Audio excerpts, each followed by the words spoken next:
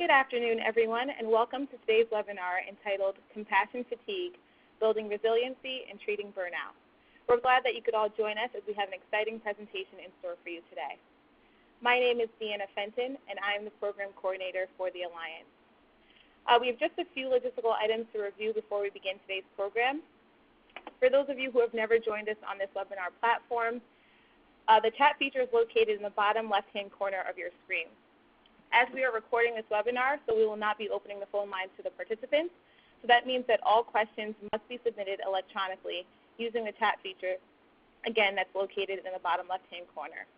If you have any questions that come up during the webinar, please feel free to submit them at any time. Once the presentation is complete, we will allow some time for our presenters to address as many of your questions as time allows. Registration is currently open for our next webinar, Brain Death Declaration, A Nursing Perspective.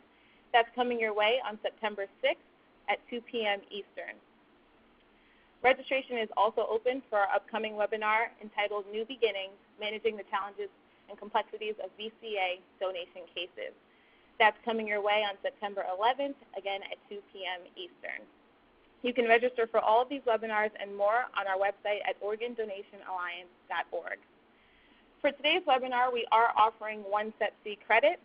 Please note that there will be no nursing contact hours available for this webinar. Everyone listening to today's webinar is entitled to claim continuing education credits for CEP-C and a certificate of attendance. If you are listening in a group, as many of you are, please make sure to get the evaluation email from your group lead. It's a very brief online evaluation which will allow you to receive your credit. As a reminder, for CEP-C, you have 30 calendar days to claim your credit. At this point, I'd like to introduce our moderator, Becca Brown, Nurse Manager of Transplantation Services at UPMC Pinnacle. Becca, it's a pleasure to have you with us today, and at this point, I'd like to turn it over to you to introduce our speakers. Good afternoon, everybody. I have the pleasure of introducing our 2 speakers today. Our first speaker is the Reverend Julie Allen Berger. She has spent most of her career as a healthcare chaplain at Barnes-Jewish Hospital, the academic teaching institution for Washington Hospital Medical School in St. Louis, Missouri. Her professional focus began as the oncology staff chaplain and now includes the spiritual care role on the hospital palliative care service. For almost 10 years, she has facilitated professional resiliency and compassion fatigue retreats for hospital staff.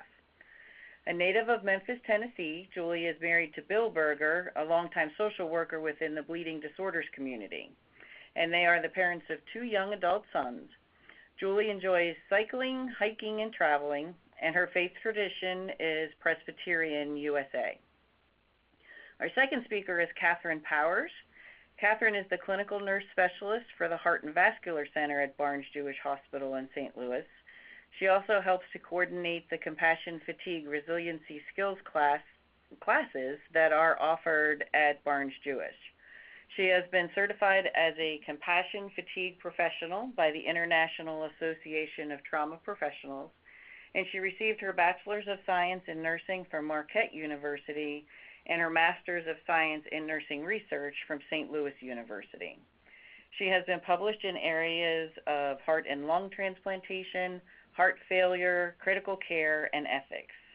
She is involved with various quality initiatives at Barnes-Jewish Hospital, including the STS-ACC TVT registry and STEMI coordination. Her best work thus far has been raising her 4 daughters who keep her humble and grounded in laughter and in love. And I thank you both for being available today for this presentation. It sounds like something that's very interesting to learn about. Thank you, Becca. Shall we take it away? Yes. This is Julie, and I want to let everybody listening know what a joy it is for Kathy and me to share with you a program, kind of a summary of a program that's been, I think, both professionally and personally enriching for each of us as we've shared this material and these experiences with hospital staff. So we're going to go ahead and get to a definition of compassion fatigue, except that I can't get my thing to forward. There we go. I don't know how many of you all are familiar with the term compassion fatigue, it's certainly been in the literature for quite a while. We think of compassion fatigue as what we suffer from in jobs that require us to witness the suffering of others. And it's made up of two components. One is the secondary traumatic stress, which is the emotional distress we experience ourselves because we have empathy for what those for whom we're caring are going through. Their suffering creates, empathic suffering on our part. So that's one element. Then the second element is what we talk about a lot in our jobs of feeling stressed out and burned out because our perception is that the demands of the job are outweighing what we have to bring to the job or the tools or the skills that we have at hand. So it's these two elements that create what is understood as compassion fatigue. And this can occur, as studies have shown, in any kind of job in which we witness suffering. So it might be people who are taking care of abused children. It might be people working in a vet's office, veterinarian, might be firefighters, etc. We certainly see it across the board among healthcare professionals at the hospital. So Kathy, I think you are going to lead us in thinking about how holy and sacred each of our personal stories is. Yes, thank you, Julie. We show this slide in our classes. Everyone has a story, and I'm going to ask you all to kind of think a little bit about your own personal story as a caregiver. What inspired you to get into the role? How did you feel when you were accepted in your program, or when you graduated, or when you got your first job? And really expand on that. So I'm going to real briefly share with you my caregiver story. I'm a nurse by trade. I always wanted to be a nurse. My mother was a nurse, and she was and still is a huge role model for me. So if she was a nurse, I was going to be a nurse. Problem was, I didn't really know what nurses did. I thought that they put washcloths on people's foreheads when they didn't feel well, and that they poured the water from the pitcher into that little cup to hand out the pills. So you can imagine my surprise when I, started my clinicals in practice. I was, we got to do what? And felt queasy and all those things, and really kind of second-guessed if I was meant to be a caregiver. And I remember vividly one of my very first patients, a woman named Frances, that I went to take care of, and her looking into my eyes, and I'm thinking, oh my gosh, she has no idea that I don't know what I'm doing. And she seems to trust me, and I don't know if she should. And it was a really overwhelming feeling. But I took care of her for a couple of weeks, and at the end of the term, I asked my instructor if I could send her a Christmas card, and a few days after Christmas, I received a card from her son, who thanked me so much for caring for her, shared with me that his mother only had a few weeks to live, but that when he brought my car to the hospital, she said, "Oh, my dear Kathy." So on behalf of him and his mother, he thanked me, and I thought, with that, I get it. I get what it means to make a difference in somebody's life, even people you've known a short time, or even someone you hadn't met. So that, to me, was kind of the crux of my caregiving career. So with that inspiration, I moved forward. Fast forward, I worked in the ICU for about 10 years with cardiothoracic surgical patients, and we saw a little bit of everything. That was the era when we were starting, transplantation. I took care of our first heart transplant, our first heart-lung transplant, our first lung transplantation patient, and it was really hard work. And there'd be times when I'd come home from work and I couldn't turn it off. Have any of you ever had the work dream? I can't see your heads nodding, but I bet they are. Where you go home, you finally drift off to sleep, and then you start dreaming that you're back at work. And again, there's never enough time. There's always a patient. It's noon and I haven't seen them yet. But I never really realized that I was being negatively impacted by my work. But I thought, I'll have to keep this in check. I saw other people that I thought were burned out, and I also thought, I have to figure that out for myself. But there was times in my career I was too tired to sometimes care, to be my best self, to take care of other people, to even want to continue. I found I was kind of short-tempered at home. And, I couldn't really put my finger on it, what was happening to me. I jokingly say to our participants, nobody says, when I grow up, I want to be the crabbiest nurse in the land. But I found myself thinking, what did I just say? Or how, I am turning into the crabbiest nurse in the land. And I wasn't really sure where to turn. And it wasn't until we learned about these components that I really felt like I got a handle on what we could do to be our best selves. And I'll let Julie explain her story briefly as well. So my story has to do with my parents. As do many of our stories, I ended up in ministry partly because my father was a Methodist pastor, but really I think my mom played as important a role. She is somebody whose mom would have been called bipolar. In her girlhood, in my mother's girlhood, the term was my mother has nervous breakdowns. And so as a girl, my mother and her siblings, during one of the times when their own mother was ill and institutionalized, these children were farmed out to various aunts and uncles for this year of their mother's, recovery. And so while it was really a good experience for all the kids, they were sort of doted upon by their aunts and uncles. I think what that experience taught my own mother is how to have these exquisitely sensitive antenna for when trouble is brewing or when, mom's not doing well. And so I, in turn, 2 generations later, learned that it's important to have your antenna really well tuned for whenever there's trouble. So you can see both the positive and negative effects of that history in my life. Positive effects, of course, would be that I learned how to be a good listener, a good observer of people's moods, behaviors, etc. The negative effect would be that if you're always on the alert for something bad about to happen, you become sort of a worrywart, a pessimist, and you miss whatever beautiful is happening in the moment because you're always borrowing trouble from what might happen. So I'm trying to paint the picture for you all that some of the aspects of my own upbringing and my family heritage equipped me very well for ministry, but I was on a path to sort of burnout if I didn't learn at times and just focus on the moment and what is before me and have a trust that I'll be okay and I'll be okay, I'll be okay right now and I'll be okay tomorrow. So part of what we want you to think about as you reflect on your caregiving career is not only what got you here, but what have been both some of the high points, the positive times in your life that played a part in bringing you to this caregiving career, but also were there some life experiences in your past that have created within you some sort of danger signs, things that tend to make you tense up and kind of anticipate that something bad is going to happen. Because in learning to pay attention to those triggers, we will learn ways to kind of self-regulate to get our internal systems to sort of dial down and not be in this place of high alert all the time.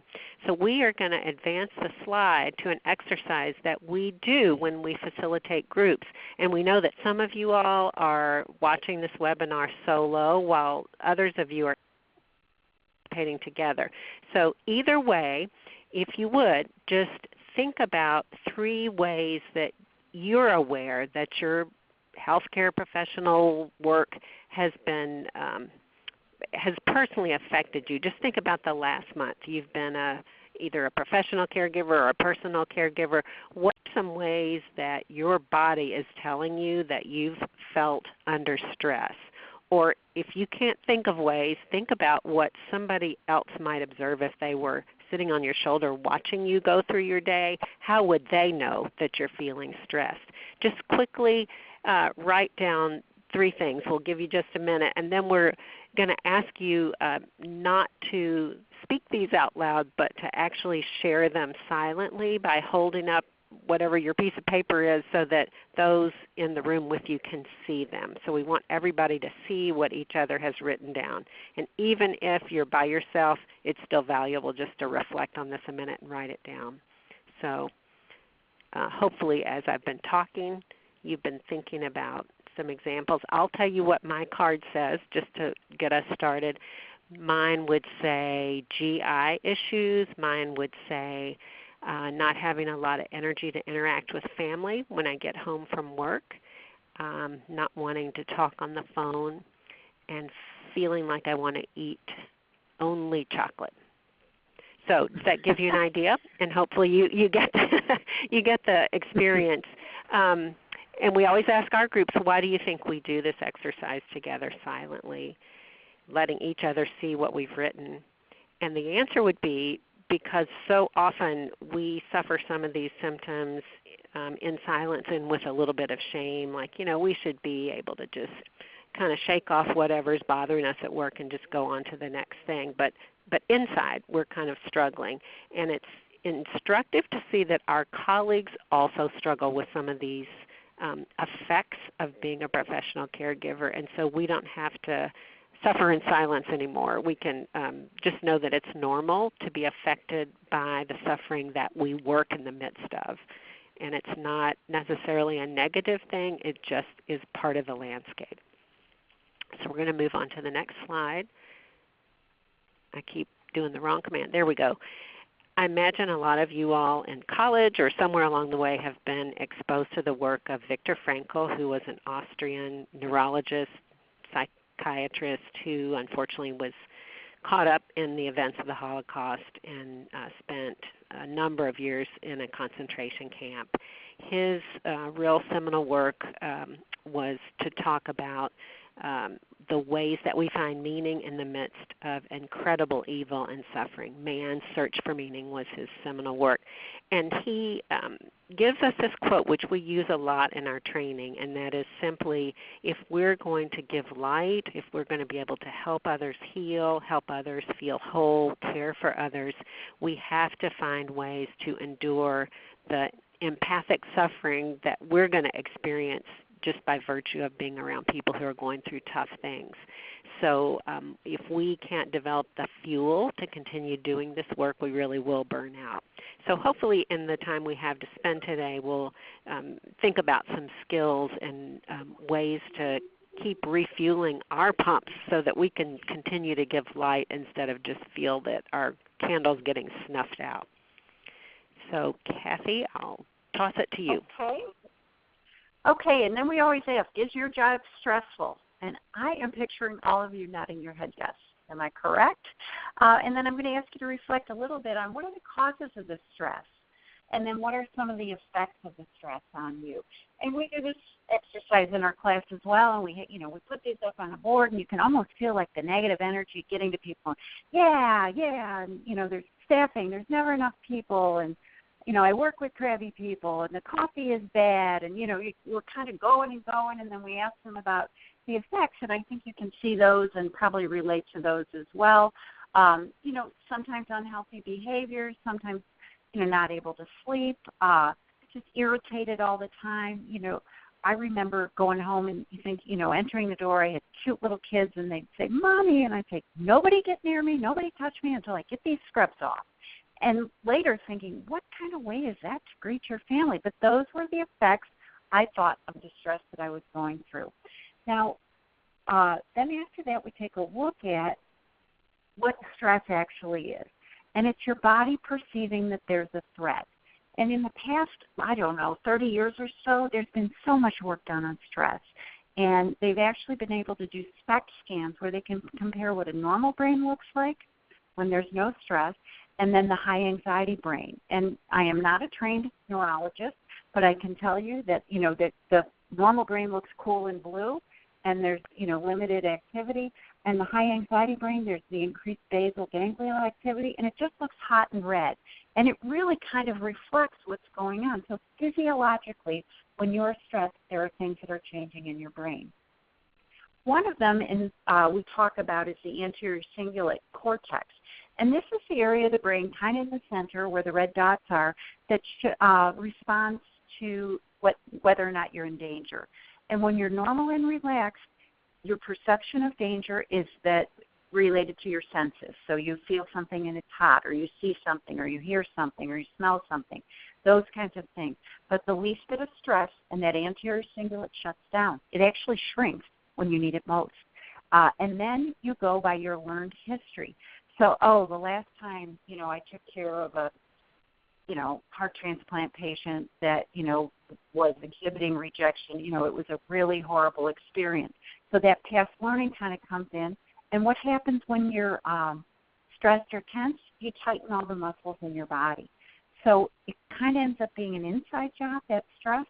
So rather than being those specific causes that give you those effects, it's just stuff that happens in the middle that's a little bit more important.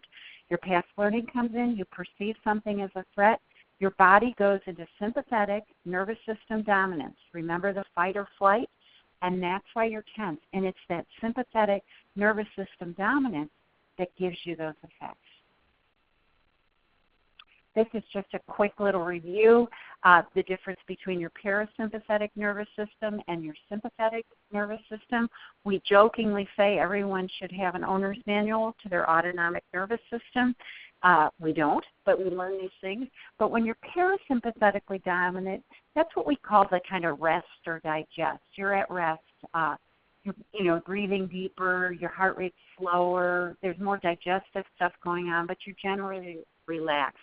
But the sympathetic side is the fight or flight, where all of a sudden, you can't speak, your mouth is dry, you breathe more often but not as deeply, your heart rate is faster, and then you can see that it stimulates kind of those stress hormones, if you will, the epinephrine, the norepinephrine, the cortisol, all those things kind of to get you through whatever, the tough moments are.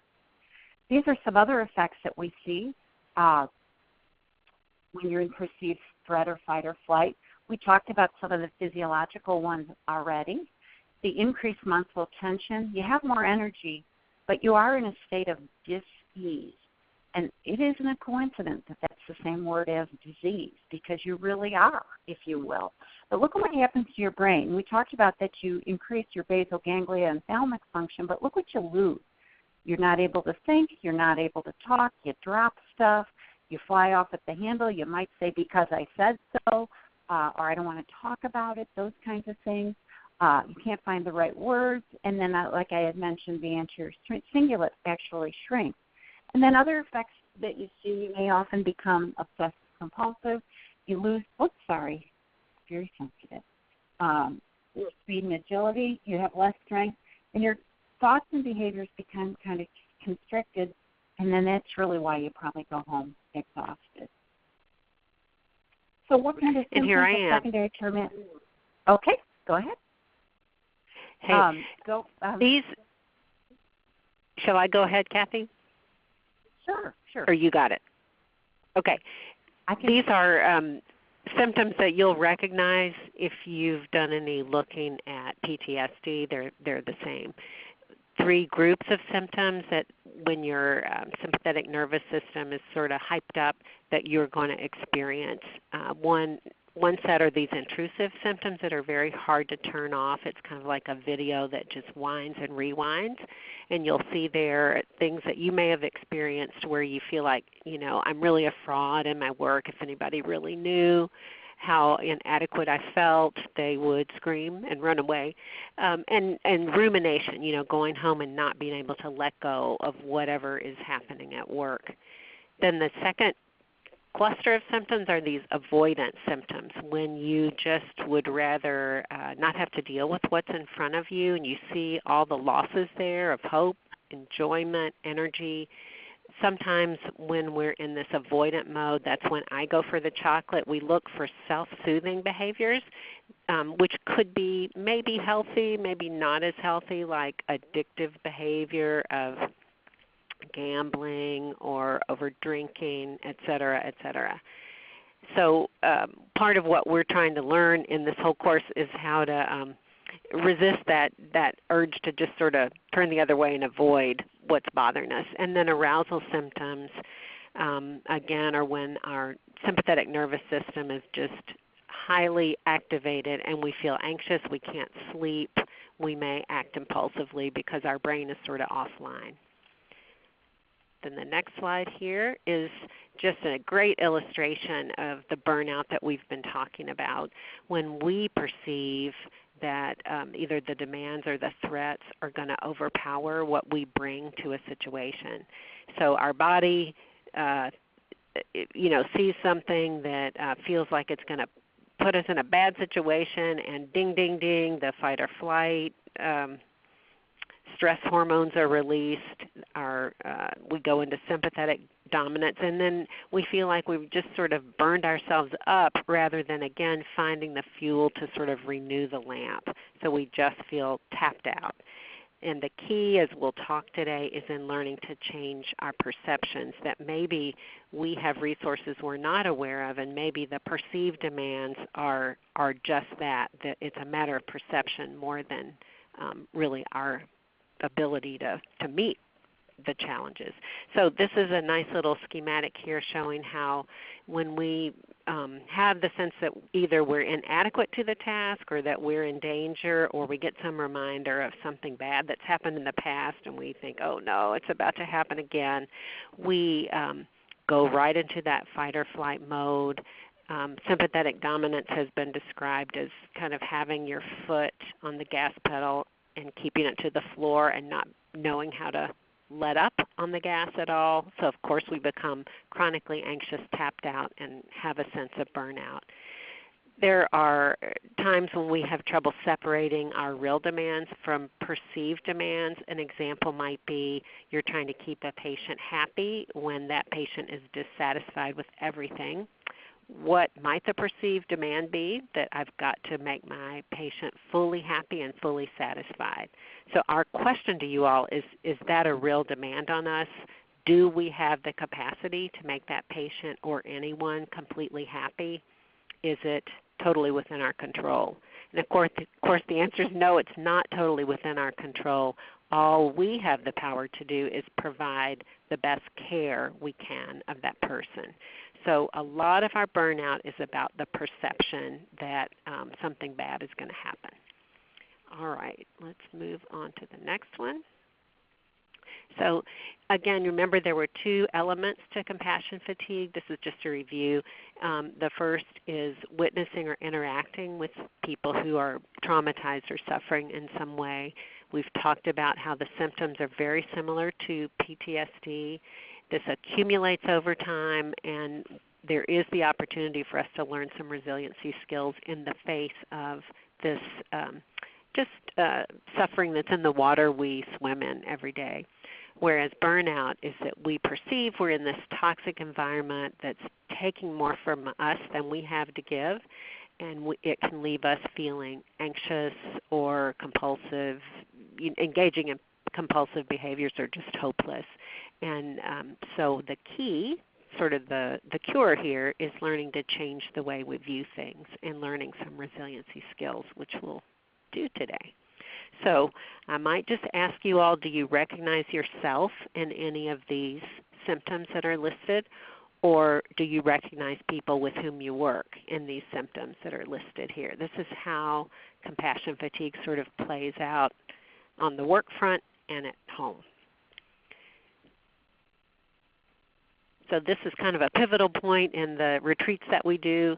We kind of say to people when the pain of staying the same, if you're miserable right now, when that pain becomes greater than the fear of change, we will all change. We remind people and ourselves that kind of the adolescent response to a threat or something that's distasteful is just to avoid it, right? To go to your room and just start playing video games or something. Whereas a more mature response to something that's hard or a change that's being asked of us is to think about, in the face of all the demands upon us, or the perceived demands, the only thing we can really change is ourselves, our own reactions and responses. So that was the gift from Viktor Frankl to us. Okay, Kathy. Okay, and with the next slide, this is how we kind of progress from burnout to going through. I'll let you read those 4 statements that are up there, and these are all true, and they're all factual, but it's a different way of looking at things. Can you control the outcomes of your work?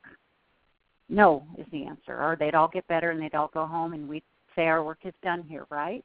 So we ask you not so much to focus on the outcomes of your work, because they do not determine your worth as a human being, but really kind of take your best principles forward as you encounter challenge. We aim for outcomes, but we know that they are not guaranteed. And then the second one, because you're a professional caregiver, you are entitled to nothing beyond the opportunity to do what you do. Entitlement is the key word there. If you feel, what happens when you feel that you're entitled to something and you don't get it? You feel like a victim, don't you? We are not victims of our work. These are chosen perceptions. So just realize that you are only entitled to a place to practice your craft, if you will. And your workplace is also for practicing your covenant and your cone of honor. We'll talk a little bit more about that. That's one of the the resiliency skills that we teach people, to know why you are here on this earth and what is important to you, and that your workplace gives you an opportunity to do that. And then lastly, your workplace, it doesn't say, our hospital, your hospital, it's just any workplace. It doesn't have to even be a hospital. It's always going to demand more from you than you can give and never be satisfied with what you have, what you offer. So realizing that kind of said, well then, I'll just do my best and know that my best is good enough, and I'll come back tomorrow and do my best. But just realizing that there'll always be more demands, especially in a place that's open 24/7, caring for people. We just do what we can and relinquish the rest.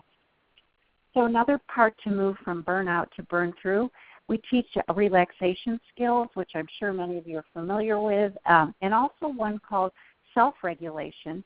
That's something you can do in the context of perceived demand. So I give the example of maybe like a code situation. How am I going to be my best self and relaxed and not in fight or flight, if you will, during those moments? And then also changing our perceptions. So we've come up with the 5 antibodies to create resiliency to compassion fatigue. The first is self-regulation, and you can see by definition it's the ability to immediately shift from sympathetic to parasympathetic dominance, especially when we perceive threat. We kind of jokingly say, you'd love to be able to say, I know this is a heated argument, but I need to step away for a minute to do a little meditation or yoga, and I'll be right back and we'll pick right up. That's not realistic, but how could I be my best self in the moment? It's self-regulation. And then the other ones we'll continue to talk about. You can see them there, but we'll just focus on the first one for now. So disease, according to the CDC, is not the presence of a toxic environment, but it's the absence of effective antibodies. So that's why we call our resiliency skills antibodies. They're going to be able to help you when you're in difficult situations at work. The first self-regulation skills that we teach, these are kind of simple ways to put it. Chill.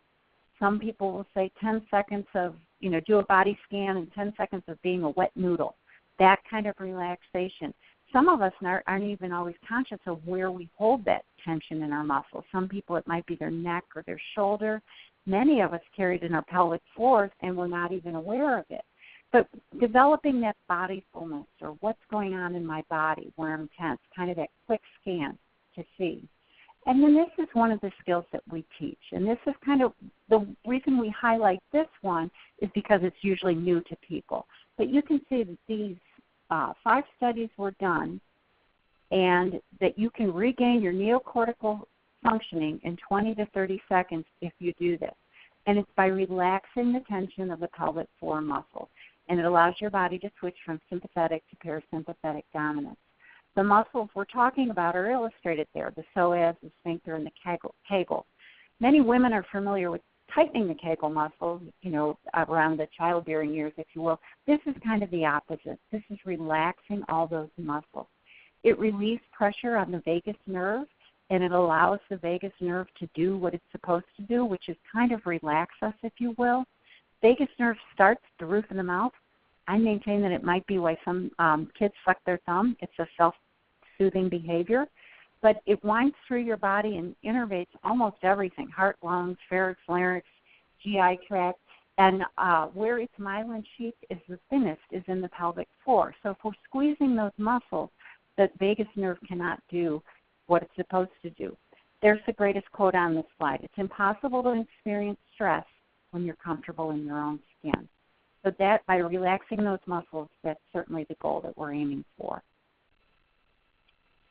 To find those muscles, we could go through these steps. You can sit, you put your hands under your bottom. Yeah, you want me to do it? Or we're just going to show people what we teach.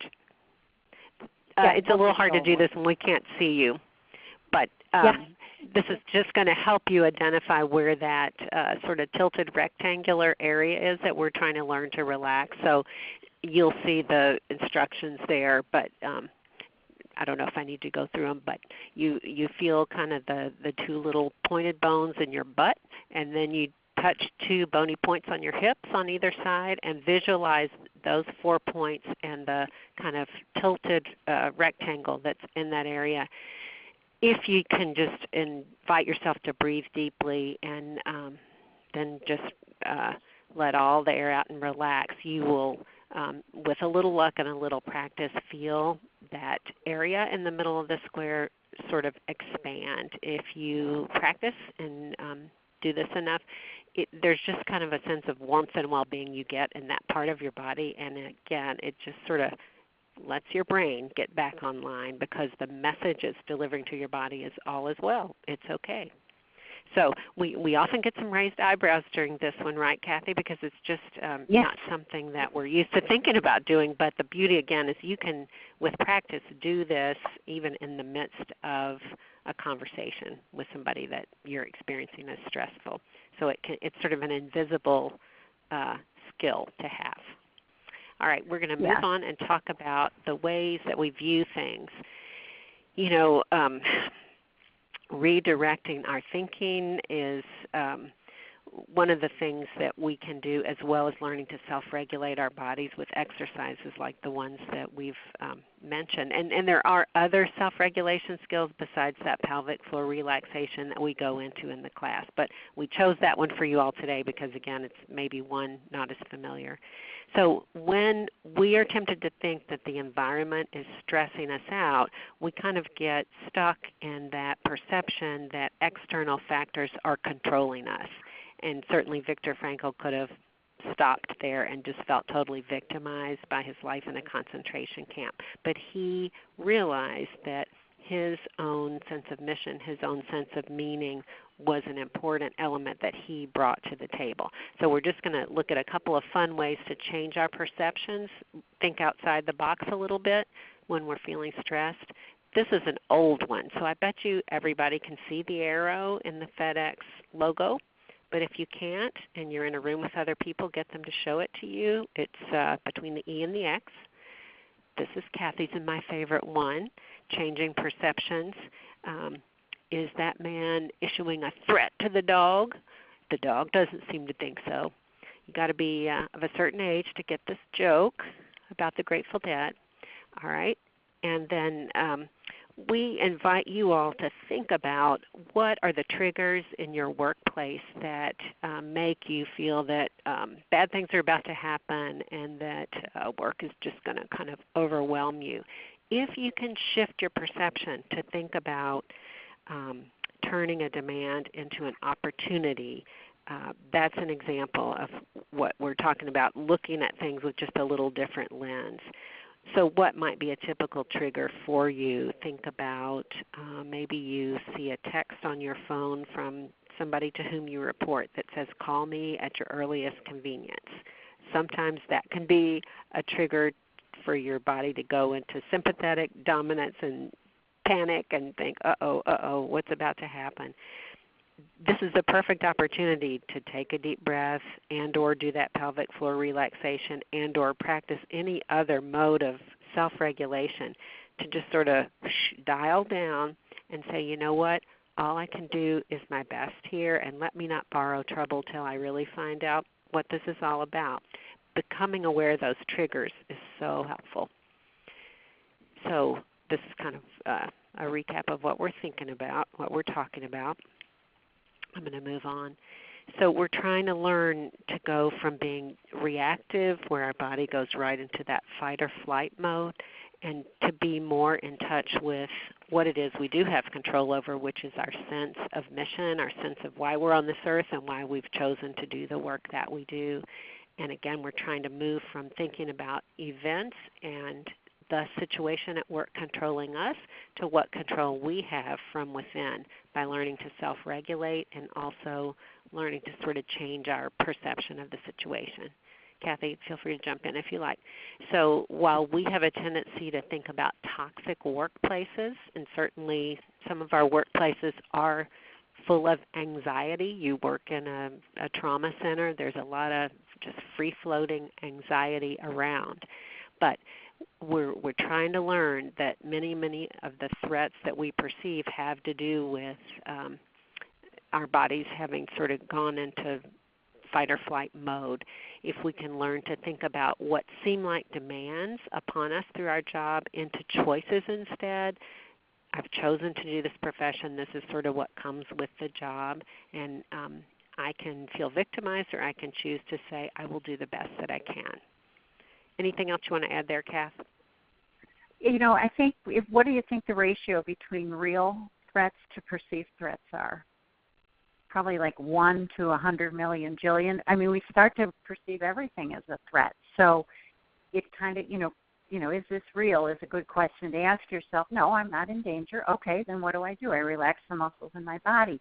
Even if we choose to do the undesirable tasks of our job, taking that feeling that it's demanded of you, or that, you're a victim of your work, changes it for you. And then, we talked about working with intention or purpose rather than feeling entitled to things. And then that understanding anxious systems is kind of talking about will always demand more of you and not be satisfied with what you have to offer. Just understand that that's how systems work. Yeah, and I like the quote we use a lot, that we're entitled to nothing as professionals other than working purposefully and intentionally. We cannot control outcomes. Yeah. Okay, Kath. Okay. And then the other part of personal optimization, or being your best self, there's been a lot of work done about the science of happiness. I don't know if you're familiar with the work of Sean Acor, but you can train yourself to be positive. He's got a great TED Talk on, finding happiness at work that's certainly worth looking at. But many of us will postpone happiness. We'll think, I'll only be happy when, I get that promotion, or when I get out of here, or when, whatever might be. And there's nothing wrong with being happy right here, right now, in the moment. So we do a lot of work with, practicing gratitude, and then being more mindful. And you can see the steps for mindfulness there, and really being caught in the moment, if you will, and being teachable. And then trying to stay self-validated rather than having your validation come from other people. Know that in your heart you did your best, and then you're not a victim of, he didn't even say thank you, or she didn't even notice I did this, or, those kinds of things, I think, can kind of move us in the right direction. So intentionality is one of the skills that we practice in our time together, and we have a joke about this slide. It says, do I go where I aim myself? There was a typo for a long time that we thought was meant to be there that said, do I go where I am myself? The point being, once we corrected the typo, we realized that if we practice with intention what we believe our role in life and in our work is, we are going to feel most authentically ourselves. So we spend some time in our workshop looking at what is it that really motivates me from a sense of mission. What's my calling in this work? Why do I choose to do this work? And that kind of guides our sense of doing the best we can do with any given task versus being so focused on it didn't go as I thought. No, but we did the best that we could working out of our values. So the next slide that we have mentions the exercise we do together, and we use some material from Stephen Covey, the late Stephen Covey, who wrote about 7 Habits of Successful People. We ask people to think about what their moral compass or their North Star guides them to believe, and we complete some sentences like, my promise to myself is to live, and fill in the blank, is to work, fill in the blank, is to love, fill in the blank, to be, to become, etc. And then we just have people write a simple paragraph talking about what it is that motivates them from inside to do the work in life and to live the kind of life that they believe they are called to live. The reason we do this it's usually something that people find helpful, this sort of reflection, is that it leads us to some insight. And this is a little exercise that I'll try to describe easily for you. You know how we talked about the power of our past learning, particularly when we've had a negative experience that in life that we bring to whatever it is that triggers our fear and makes us feel like we are not adequate to the task or something bad is about to happen. So there's a huge role that past learning plays in making us reactive to situations we find ourselves in. We have a trigger. You can name what that trigger is for you. Maybe it's arriving at work and finding that somebody has called in sick. Maybe it's hearing a bad weather report the night before, whatever. But whatever it is that makes you kind of go into this stressed out, overwhelmed, sort of reactive place is not fun, right?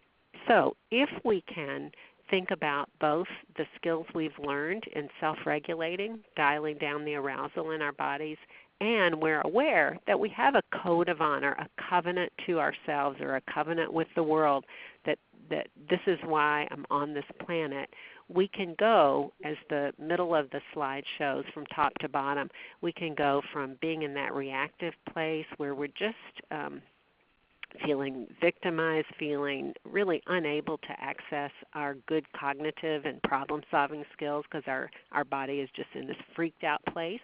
We can move to a more intentional stance in what we do. So whereas if you look at the top of the right-hand part of this page here, whereas when we're in a reactive phase, our past learning of what is scary or making us feel that bad things are afoot, instead of that past learning coming to the fore and our acting out in ways that maybe we don't feel proud about later. We were snappy with a coworker, or we ignored a patient, or we ignored a coworker just because we were feeling stressed out. If we can learn both self-regulation, operating out of what is most important to us, our actions can become more intentional. We can sort of take that moment to breathe or self-regulate and choose how we want to respond. Now, all of us are going to have reactive moments, and we don't want to be Pollyanna about this. We're all going to have times we just have to kind of snap. But learning these self-regulation skills really does give us more choice in how we respond. Okay. And then we'll go through briefly that in our remaining moments, our last two professional resiliency skills, connection and support. It says develop and utilize a support network. And what are we talking about there? We are really saying make a covenant with each other. You're working, those you work with, that we're going to be symptomatic from what we see. And give me some time to narrate, what I've gone through. We're not broken. We're just full. And it kind of gives us a way to either empty our head of our thoughts or, kind of just bounce it off of someone else. We aren't always looking for solutions. We just are looking for, that sharing, listening without fixing, so that the experiences don't seem so difficult. Allows you to kind of tell on yourself, and then also you get support and you give support. Sometimes your coworkers are the only ones who know exactly what you go through, and this is kind of a gift, I think, that you're able to share with one another. And then our last is self-care. And we have down there aerobic activity 3 times a week, primary.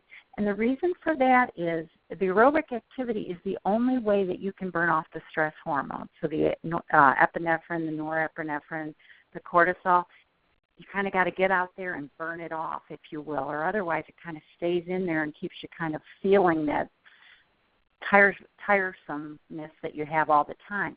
You need to do things in your self-care mode that kind of give you fuel for endured burning. We kind of describe it as what do you do the minute you leave work until you come back so that your natural state is one of relaxed buoyancy. Who doesn't want to be relaxed and buoyant, right? So it might be things like music, art, or sports. It needs to be something active rather than passive. We have all tried that laying on the couch until the next day It doesn't seem to cut it, but something that's really an intentional plan that might involve, solitude, spirituality, or nature, those things that make you feel better. That's your refueling issue. So your whole treatment plan, if you will, to combat compassion fatigue or to be more resilient includes the self-regulation. Look how often a day you get to do it. 200 to 500 times a day. It sounds ridiculous, doesn't it? But until it becomes second nature, that you take that deep breath and you kind of refocus and get to your best self. Let your perceptions become more mature, attending to what you can, be it rest, be it choice, self-validated. Remember, you're not in danger. Stay intentional, true to your code, stay connected to your peers. We do better in community. We weren't meant to practice in silos. And then take really good care of yourself, whatever it takes to get to that point. We are going to move real quickly I'm going to try and do this and wrap it up in about a minute if we can, kind of go through some of the things that we found in our research on teaching this class. You can see the things that burnout and secondary traumatic stress are associated with, and they also really ultimately affect patient satisfaction if people aren't at their best. So we offer our class. Right now we're doing it once a month. It's a 6-hour class. We have 2 facilitators. Before people take the class, we ask them to fill out the ProQual survey, and that you can just Google the ProQual survey. There's 3 different dimensions, and then we try to get them to take the survey again. It probably averages about 6 months to a year after they take the class to see if we've made a difference. Here's what we've seen. We've taught it to, I would think we're up to now about 1,100 people, but this is the last time that we ran our statistics. And I don't think they'd be that much different for any other hospital, if you will, primarily female, primarily nurses, from a variety of services. And here's what we found. Low compassion satisfaction, if you risk for that, that's the good stuff of your work, and there's a fair amount of risk for that. Risk for burnout, look, it kind of inches up, and it depends on the areas. And I always point out oncology ends up being, pretty high risk for burnout, and also risk for secondary traumatic stress. Look at almost a 50% risk for some areas. So we also looked to see if nurses owned this, and we found that they really didn't, that the other professions also struggle with those the burnout and the secondary traumatic stress. And then we weren't sure if this was a new people problem or an old people problem, and it didn't really pan out to that. Look at the secondary traumatic stress risk for our people with 1 year or less. That kind of scared us. So it's real, and it comes on early. So then we tried to link our surveys, and that gives you some of the demographics on that. It is hard to get people to put identifying numbers on surveys so that we can link them. But here's what we found. We found that we were able to, for all the scores, all the ProQuals, lower their secondary traumatic stress and their burnout to a certain extent. But here's where we really get our traction, that both the reduction on the linked surveys shows the statistically significant reduction in both burnout and secondary traumatic stress risk. So that's why we continue to teach this class. That's why we're excited to share this information with anyone that comes our way. And we look forward to your questions, but I'll let Julie wrap it up. I'll just say our hope is that we've introduced you to some skills to boost your resiliency, because our hope is to enable you to live with less stress in a job that you really deserve to love, because you felt a calling to go into it. So we'll open it up for questions. Thank you, Julie and Kathy. That was such a wonderful presentation. I think everybody would agree that that information that you shared with us is very useful. Before I turn it back over to Becca to moderate the questions, I'd just like to remind everyone that if you do have any questions, please feel free to use the chat feature that's located in the bottom left-hand corner of your screen. Also, during this Q&A time, I will have this poll available for all of you. If you're listening in a group, please complete this poll and let us know how many people are actually listening in your group. And with that, I'd like to turn it back to Becca to moderate your questions. Thank you, Kathy and Julie. That was a very interesting presentation, and I definitely think it's something that we don't pay enough attention to. We do have one question here from Bethany. The question is, what is the name of the person with TED Talk? Sean Achor, S-E-A-N, and then it's like anchor without the N, A-C-H-O-R. And the question that I have is that, when you're part of the presentation was how you can seek support from others, and how do you ask your coworkers for support when you feel like they're, almost as burned out as you are? I think, as Kathy said, sometimes it's only our coworkers who truly know from the inside some of the things that we deal with. But I do think a key to this asking and recruiting your support is clarifying. I don't expect you to drop everything and listen to me right when I call. We're going to agree that within 3 days' time we'll set aside an hour for you to just listen to me by phone, and I will promise to do the same for you. So you try to set it up in a way that feels doable for everybody. But I think there is the potential for a lot of offloading of negative stuff if you're talking to somebody else who really knows the environment in which you work. Yeah, that was going to be my follow-up question, is how do you turn it into a support conversation as opposed to a, complaint conversation? Like, how do you focus that conversation? Kathy, you want to take that one? I think it's just, I think when you kind of contract, if you will, with other people, that, it's just listening.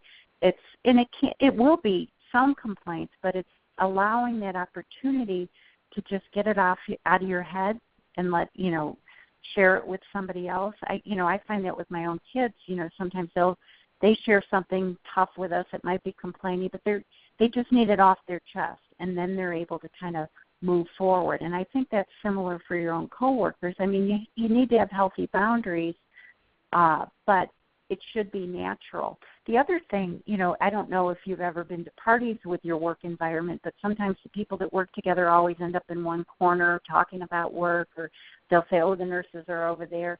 And it's kind of that rehashing, that they do, or they tell those stories, and that's an informal way of doing it.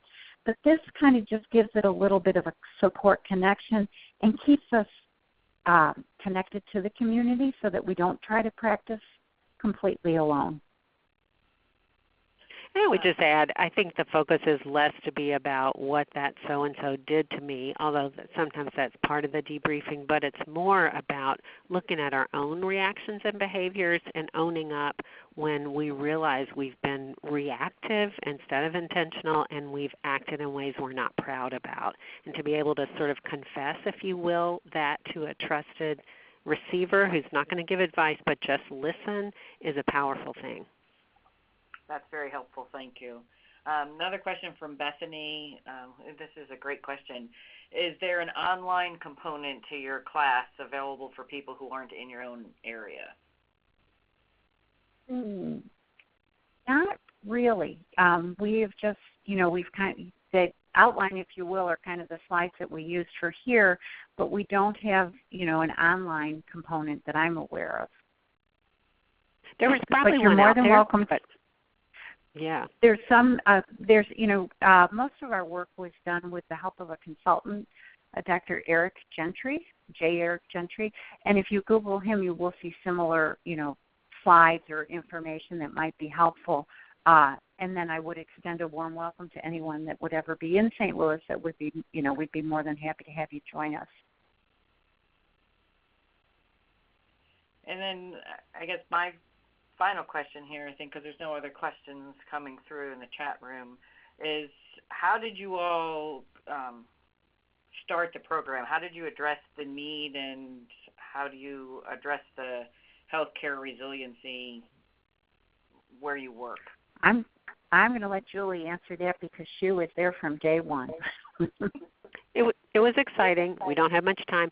An oncology nurse manager noticed that her staff seemed especially burnt out, and so at that point we contracted with this consultant, Eric Gentry, whom Kathy mentioned, who provided some training for us as facilitators, and we did a pilot project with oncology nurses using some of the measurement tools that Kathy has shared and showing that their sense of burnout and compassion fatigue or secondary traumatic stress actually did go down several months after the class. Then we were fortunate that our hospital system, I think it was the patient experience department, picked up this program feeling it was important enough and beneficial enough that we would offer it to all healthcare staff. So it's become a hospital promoted program. That's great. Now,